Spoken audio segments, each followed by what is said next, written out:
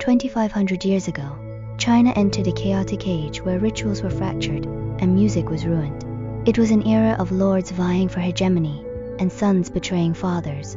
While the Zhou court existed only in name, Confucius traveled through these lands with his disciples, hoping to restore order through education. But on this same scarred land, another man offered a radically different answer. His name was Lao Tzu, a man born in the state of Chu. He founded the Taoist school of thought. His origins remained mysterious, obscured by legends of the divine. Legend tells that his mother bore him for 81 years, and he entered the world with the white hair and beard of an elder, possessing the wisdom of old age from birth. While these legends were mythic, they proved that in the eyes of history, Lao Tzu's wisdom had already transcended the limits of ordinary men. The most reliable historical record came from Sima Qian's records of the Grand Historian. Sima Qian recorded that Lao Tzu served as the keeper of the archives for the Zhou dynasty. This position allowed him to study the vast collection of ancient classics and contemplate the rise and fall of nations, providing the ultimate foundation for his masterpiece, the Tao Te Ching. Yet even Sima Qian could not fully clarify the details of Lao Tzu's life. He concluded the biography with a haunting admission. None in the world can know the truth of his story. He described Lao Tzu simply as a gentleman recluse. This aura of mystery did not weaken his influence. Instead, this elusive existence embodied the core spirit of Taoism itself. Seeing the Zhou dynasty in decline, the old sage chose to travel west into seclusion. Legend has it that as Lao Tzu reached the Hangu Pass, the gatekeeper saw a purple mist rising from the east, a sign that a sage was approaching. He begged the master to leave behind his wisdom. Lao Tzu then wrote the 5,000-character Tao Te Ching before riding a water buffalo into the western horizon, never to be seen again. Lao Tzu was China's first true philosopher, marking the very beginning of Chinese philosophical history. His Tao Te Ching is not only the earliest philosophical work in China, but also a global classic. With over 2,000 foreign translations, it is the most exported piece of Chinese literature in history, as the historian Will Durant wrote. Perhaps in some sense, we might say that if all the books in the world were to be burned, and only one were to be preserved, that one should be the Tao Te Ching. For in it we may find the essence of wisdom. To thinkers like Durant, this book answers the ultimate question for every civilization. How should humanity live in harmony with nature? Lao Tzu and Confucius lived in the same era. Facing the same collapse of the social order, they offered two radically different solutions. Confucius chose to look forward. His vision was to rebuild the system of ritual and music, to restore social order. He believed society had crumbled because the human heart had lost its ancient integrity and decorum. To him, the cure was education, discipline, and the commitment to restraining oneself and returning to ritual. Lao Tzu, however, chose to look backward. He believed the root of the crisis was that humanity was simply doing too much, creating too many rules, establishing too many role models, and pushing too much indoctrination. To him, these efforts only pushed humanity further away from the natural path. Lao Tzu's critique was more radical than any other school of thought. He saw the core Confucian virtues of benevolence, righteousness, and ritual as part of the problem itself. In the Tao Te Ching, he suggested that if we abolish benevolence and discard righteousness, the people will return to filial piety and compassion. Lao Tzu was not against morality itself, but against hypocritical and forced dogmas. As he explained in another chapter, it is only when the great way is abandoned that benevolence and righteousness appear. In Lao Tzu's logic, the real issue was not a lack of morality, but that man-made morality had replaced the natural way. Later generations would distinguish the two by calling Confucianism engaged with the world and Taoism withdrawn from it. But in reality, both Lao Tzu and Cheng Tzu felt a profound sense of cultural mission. They simply acted as critics rather than architects. If Confucianism designed a system of addition, adding rituals, education, and institutions, then Taoism practiced a system of subtraction, reducing interference, reducing desires, and stripping away man-made complexities. One of the most famous moments in Chinese history occurred when Confucius met with Lao Tzu to seek his advice on ritual. According to the records of the Grand Historian, after visiting Lao Tzu in Luoyang, Confucius returned to his disciples. When they asked what kind of man Lao Tzu was, Confucius replied, "I have seen a dragon. A dragon is not a fish, a beast, or a bird. It is an existence that defies definition." By calling Lao Tzu a dragon, Confucius was expressing a profound sense of awe. This meeting distilled the essence of their two paths. Confucius tried to save the world with ritual, while Lao Tzu believed ritual was the very thing that broke it.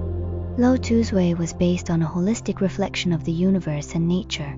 His dialectical thinking broke through the traditional mindset of following ritual, emphasizing Wu Wei, or non-action, the art of living naturally, rather than conforming to a rigid code. History has proven that both schools became the pillars of Chinese culture, though they serve different functions. Confucianism is the front stage of society, teaching one how to play their role in the family, the workplace, and the state.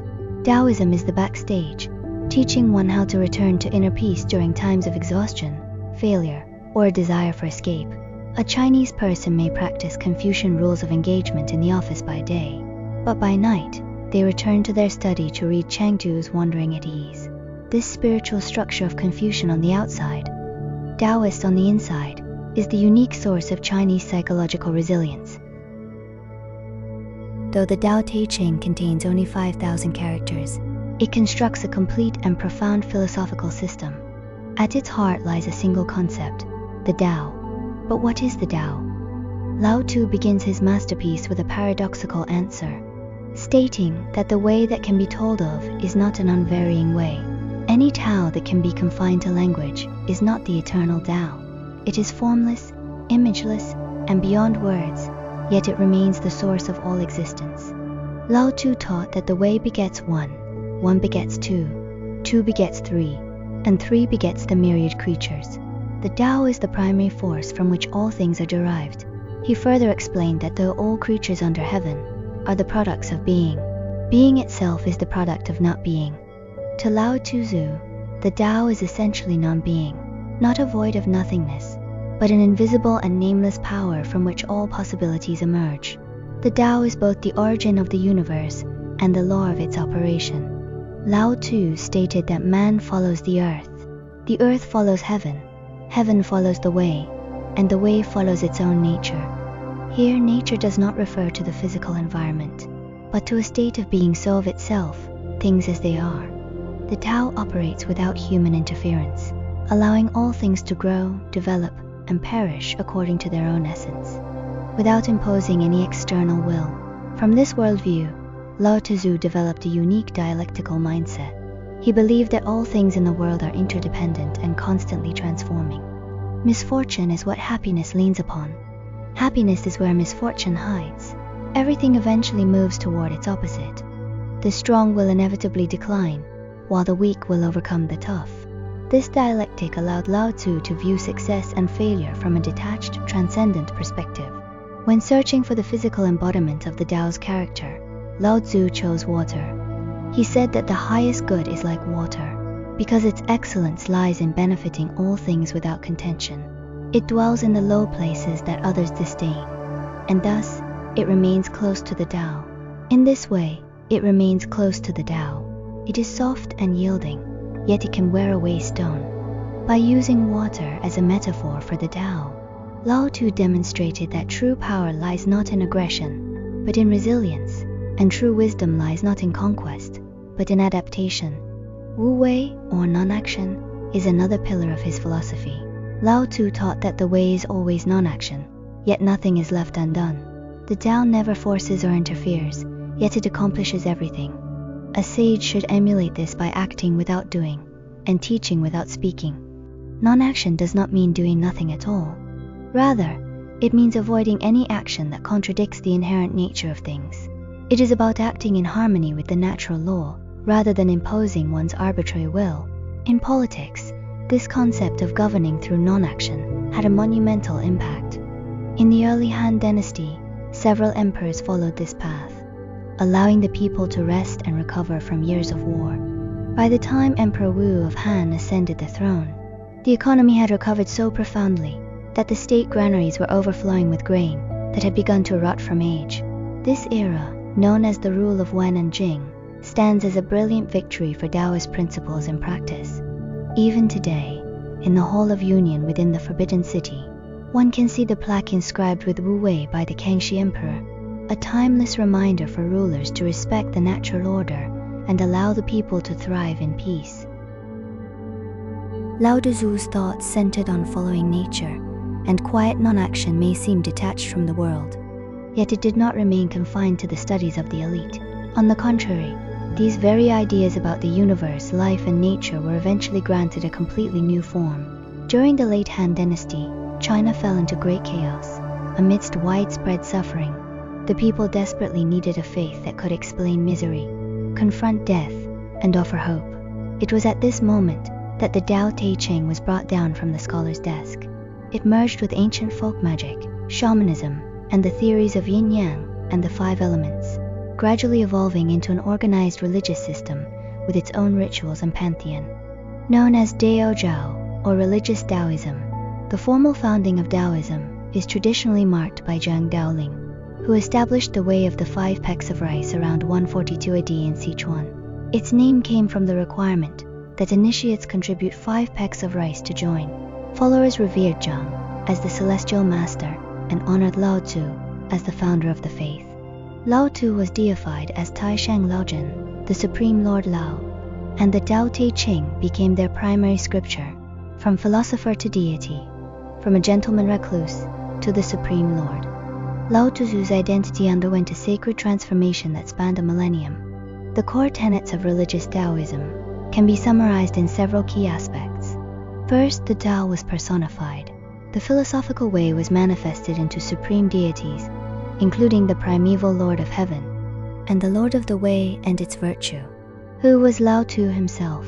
As the Supreme Lord Lao, he became a central figure in the Taoist pantheon. Second, the pursuit of longevity and immortality. Religious Taoism holds that through self-cultivation, one can become an immortal, transcending death to ascend to the celestial realms. This led to a complex array of practices, such as external and internal alchemy, Daoyin exercises similar to Qigong, fasting, and specialized breathing techniques. While alchemy was shrouded in mysticism, it provided a practical impetus for the development of chemistry and medicine in later generations. Third, divine retribution and the spirit world. Taoism absorbed local deities like the city god, the land deity, the kitchen god, and the king of hell to construct a vast and bureaucratic heavenly court. Every act of good or evil was recorded, to be judged after death, leading to either heavenly ascension or hellish punishment. This provided ordinary people with a definitive narrative of moral justice. Fourth, rituals and magic. Taoism developed rich ceremonies, including talismans, exorcisms, prayers for rain, and rites for the dead. Priests in ritual robes wielding peachwood swords and chanting incantations became a common sight. These traditions remain vibrant today in rural China and overseas Chinese communities. The formation of religious Taoism transformed Taoist thought from the philosophical speculation of a few elites into a daily faith rooted in the lives of the Chinese people.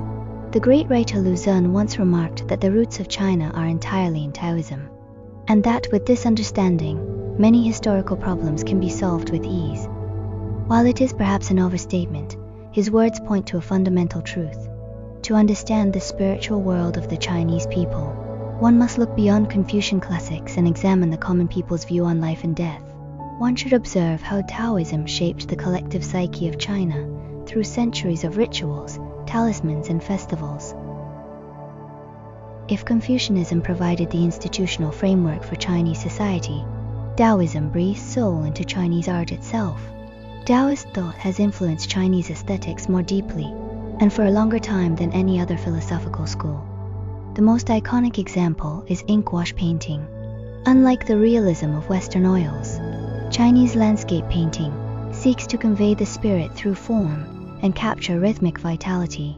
With just a few strokes, a painter outlines distant mountains and nearby waters, leaving vast areas of white space, or lubai.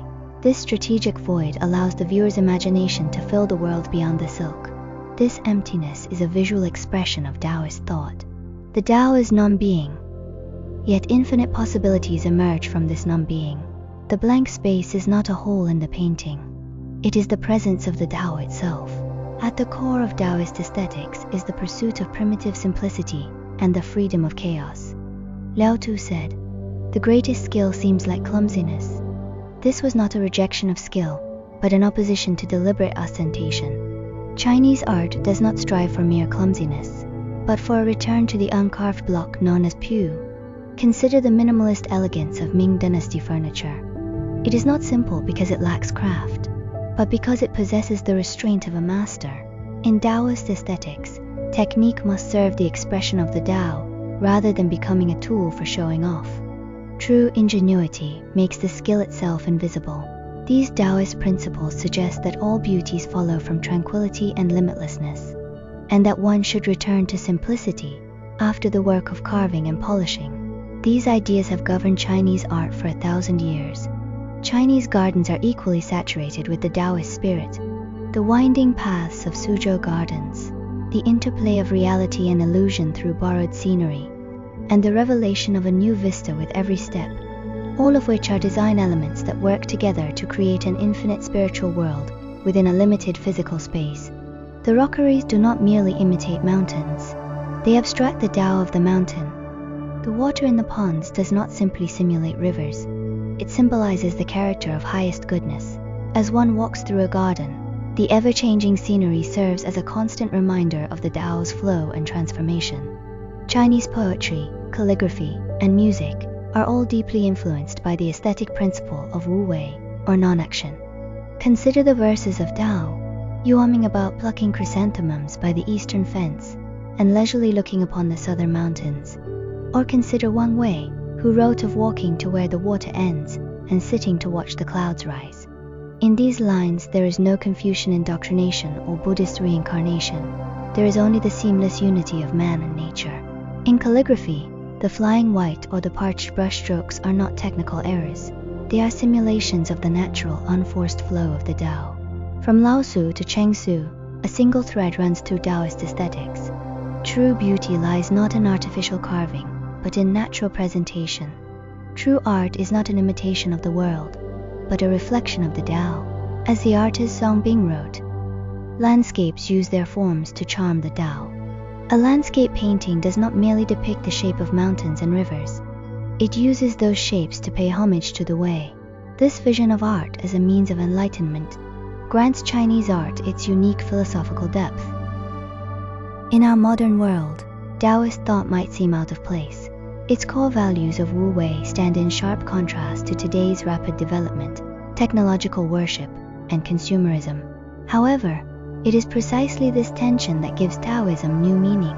Some scholars suggest that Taoist philosophy acts as a tailored braking system for a high-speed society, reminding us to slow down, reflect, and find the right direction.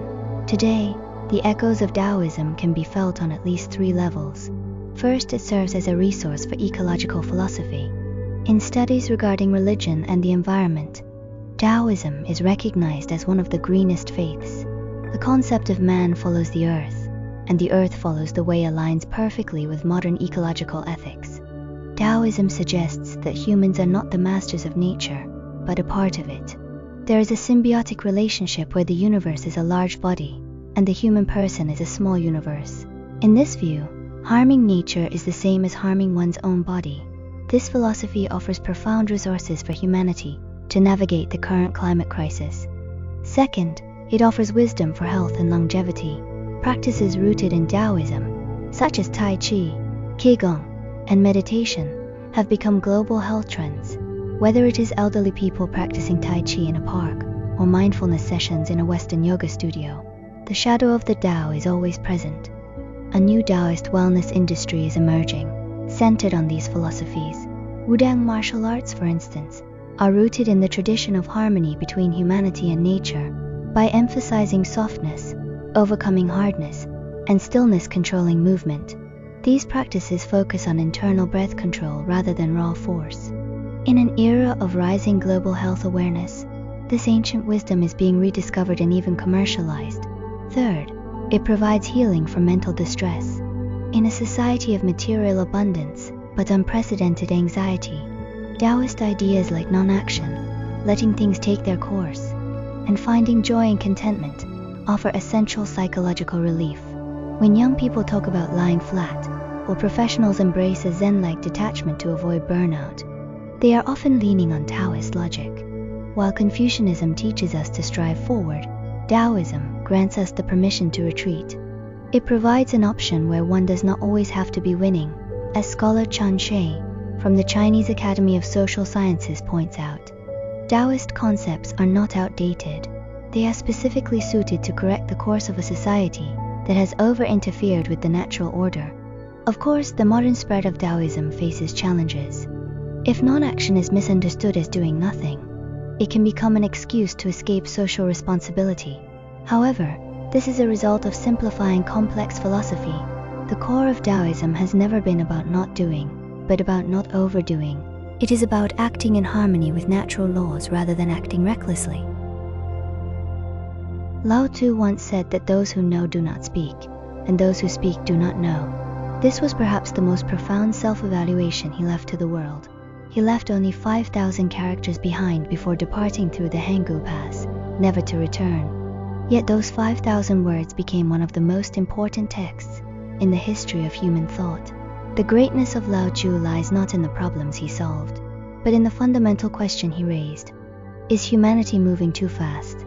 We pursue progress, wealth, power, and order. But are these pursuits leading us away from the Tao? While Confucius spoke of restraining oneself to return to ritual, Lao Tzu asked what ritual really is, while the legalists spoke of enriching the state and strengthening the military. Lao Tzu asked what happens after one becomes strong, while all other schools offered solutions on how to govern the world. Lao Tzu provided something that seemed useless, but was actually most fundamental, a reason to stop and think. 2,500 years later, humanity possesses unprecedented technological power, yet we need Lao Tzu's reminders more than ever. In the face of ecological crisis, following nature offers the oldest form of ecological wisdom. Amidst spiritual anxiety, non-action provides the simplest healing. When consumerism threatens to swallow everything, finding joy and contentment offers the most powerful resistance. The Tao of Lao Tzu has never left us. It does not teach you how to win, but how to stop and reflect. It does not teach you how to conquer the world, but how to reconcile with yourself. It is not a set of dogmas to be memorized, but a way of seeing the world. When you see a drop of water wear away a stone, when you see infinite possibilities in a blank space, or when you feel exhausted and long to return to the mountains and rivers, you are within the Tao of Lao Tzu. Lao Tzu said that he who does not lose his base endures, and to die but not to perish is to enjoy a long life. Only by staying rooted can one last. True longevity is for the spirit to remain immortal, even after the body is gone. 2,500 years later, Lao Tzu himself is long gone, but his Tao still flows in the landscape paintings of the Chinese people. It still breathes in the Tai Chi practiced in parks at dawn. In this high-speed world, it continues to carve out a quiet space for every tired soul. This is the most precious legacy Lao Tzu left to humanity. It is not a set of doctrines, but a pair of eyes. Eyes that see the being within non-being, the strength within weakness, and the eternal Tao behind this complex world.